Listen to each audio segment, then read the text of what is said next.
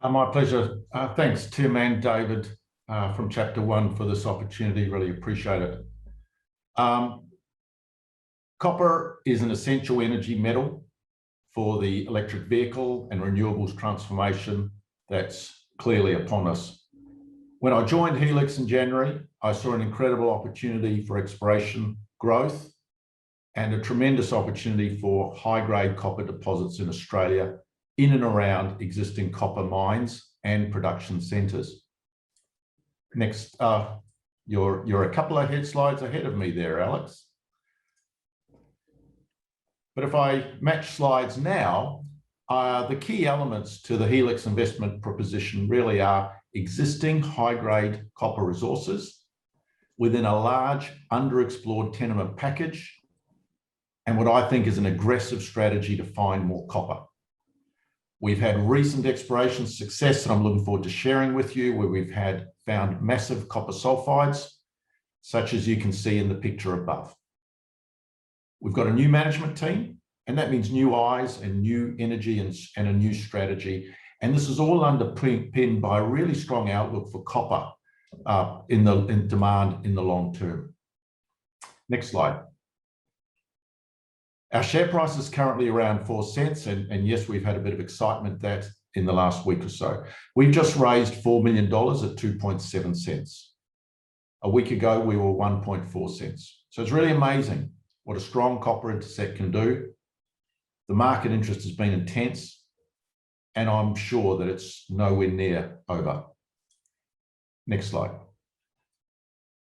We've got a very clear strategy. We are backing ourselves to make major copper discoveries in the Cobar region. This is a really well-credentialed neighbourhood. It's got several copper, gold, and base metal production hubs, as you can see in this slide, owned by Glencore, Helix Resources, Aurelia, and emerging deposits such as owned by Peel and hopefully Helix as well. Note, on this map, our two main tenement blocks, the Collerina project, the tenements on the eastern side, and the Cambellago tenements to the west, and they both sit along major regional mineralized trends. Next slide.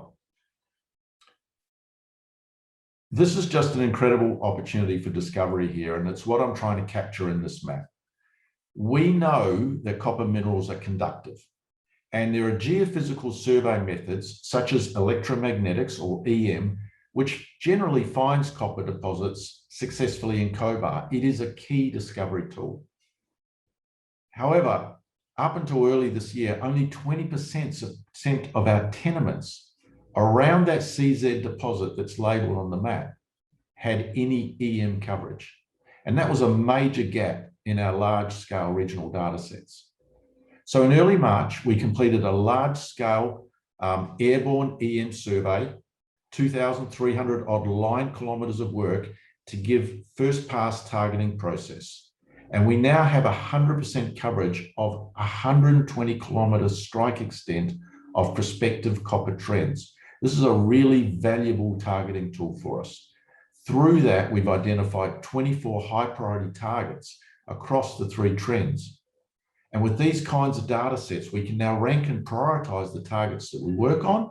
And that means that our dollars and our efforts are focused on the most prospective areas. This has been an incredibly successful exercise, and the team and I are really excited about the planned follow-up work. And that work will occur across the 3 trends that you can see in the picture. That's the Collerina trend with the CZ deposit on the east or the right-hand side, the Rochford trend, labelled number 2, which hosts our Cambellago deposit, and then the earlier stage Mariula trend on the western side. Next slide, please. I'd like to have a closer look now at the Collerina trend and the central zone, or CZ resources, I call it. You can see the deposit there labelled CZ copper deposit at the southern end. That's 2 million tonnes at about 2% copper. However, it sits in an overall 60-kilometre long trend. And just about all of the drilling has been focused in and around that CZ deposit, despite there being some really encouraging geology, soil geochemistry, and geophysics But now with that recent EM data survey, that whole belt is being lit up.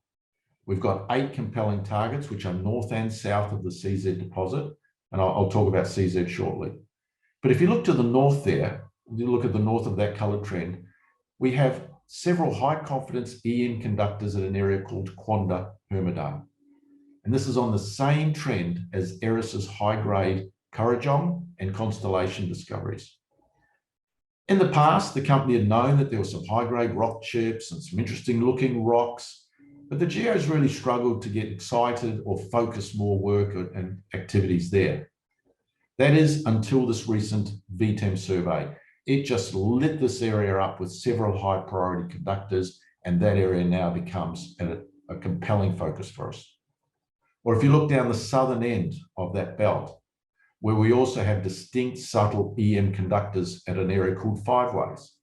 And this is just along strike from the Tottenham copper deposits. And this area has had no surface geochemical coverage or other assessment work. So you can see how this regional VTEM survey is really giving us context and enabling us to identify prospective areas. Next slide, please. Now, if we look at the CZ deposit along that Collerina trend in more detail, this is a high-grade copper deposit in what we call the fresh sulfide zone, beneath the weathering. And you can see drill intercepts on this picture, 12 meters at 5%, 11 meters at 6.6%. And you notice that consistent trend, that is controlled, or that high-grade trend is controlled by the hinge zone of a regional scale fold. We go to the next slide, please. So if you've got high-grade copper being accumulated in the hinge zones of these folds, you can see in plan view there, the chute, the high-grade chute plunging off to the southeast. And we've got opportunities to grow that existing 2 million tonnes at CZ by both extensions down plunge from the known hinge-controlled chute, as well as defining and testing additional chutes that are in parallel, as I've shown in those 2 diagrams on the left. There are really strong analogies with the high-grade Constellation discovery of Eris to the north, as well as their Kurrajong and Triton deposits. And it's worth keeping in mind that that area has an overall endowment of around 1.5 to 2 million tonnes of contained copper. Now, that's a really serious regional scale mineralized structure. Next slide, please. And for the geologists among you, if you need any more convincing that there's strong analogies with the Constellation deposit to the north, that's Constellation core in the middle, and 2 examples of our drill core from the CZ deposit on either side.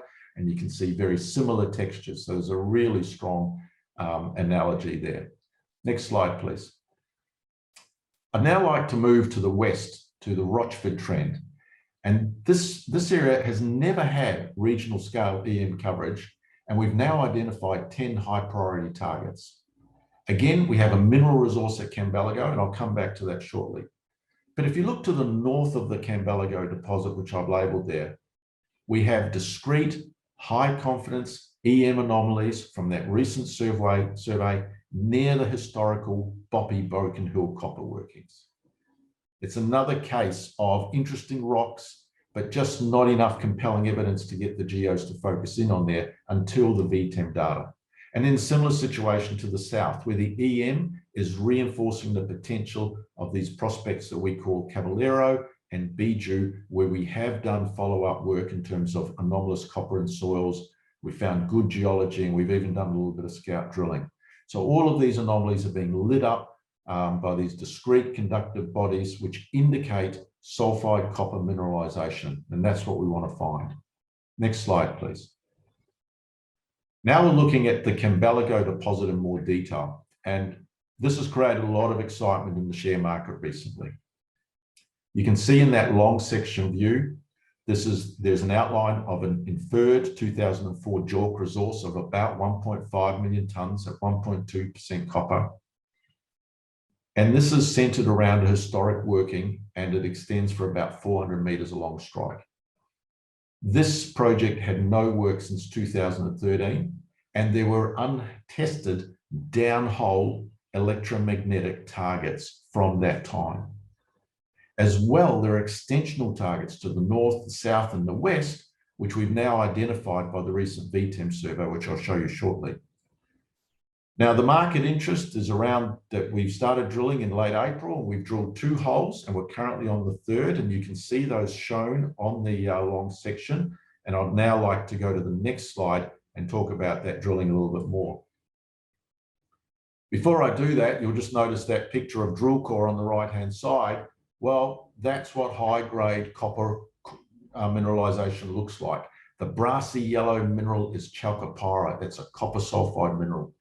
I can tell you these kind of intercepts get geologists and even mining engineers very excited. I don't think Andre Labuschagne, the executive chairman at Eris, would mind me sharing that he got a selfie of himself, obviously with a stick of this drill core last week. So it's pretty exciting stuff. If we look at the drill section there, you can see that we've drilled 1 hole, the first one, 40 meters below the base of the previous mineralized envelope into an untested downhole EM target. And we hit 24 meters of disseminated and vein chalcopyrite right on target. And then we followed that hole up and bingo, 30 meters, much stronger chalcopyrite mineralization, including several massive, likely very high grade zones. And then we also had this interesting new zone higher up in the drill hole, which we still have to define. So the next step here is it's really important that we do more downhole EM to understand the potential for further extensions, perhaps get a bit of a handle on that new zone higher in the hole, and vector us toward drilling beneath hole 2 and hopefully chasing this zone further down depth. Next slide, please. And then I said, I was referred earlier how that regional VTEM had lit up opportunities around that cambellago deposit. And you can see here the anomalies that we've identified to the northeast, the south, and the west. And right now we have a geophysical crew on site doing surface EM work to better define those anomalies. Next slide. So in this presentation, I hope I've given you a sense of how we can very quickly add to the existing copper resources. We are hitting copper, and we've got the tools to find more copper, EM, drilling, and good geological eyes. But also, I hope I've given you a sense of the underexplored nature of this 120 kilometers of prospective copper trends that we have. The team's really excited to get into some of these regional targets and really break open this area for more copper discoveries. I think the short-term price catalysts for our stock will be the results from drill holes 3, 4, and 5, and we can report those visually. And then further extension, and they represent further extensions to the current resource. And I think people will also be interested to see what our downhole modeling tells us in terms of new targets. I think our approach, which is now fully funded, creates a strong pipeline of targets to test. And that creates momentum to news flow, and it also creates expertise in the company for finding more mineralization. And just to finish off on the next slide, there is an incredible opportunity for new high-grade copper discoveries on our tenements around the Cobar region. And I think given the recent gains in our market cap, I think investors are now only just starting to realize that. We have the funding, we have the targets, we have the drill rigs on site, and we're hitting high-grade copper sulfides, and we've got a work program which will maintain solid news flow to hopefully to the end of the year. The new Helix strategy is all about high-grade copper around Cobar with plenty of work and opportunities to drive further major share price gains. So watch this space, and thank you very much for the time. Thanks, Mike. Time for a couple of quick questions. A question here, you've got terrific grades in the area.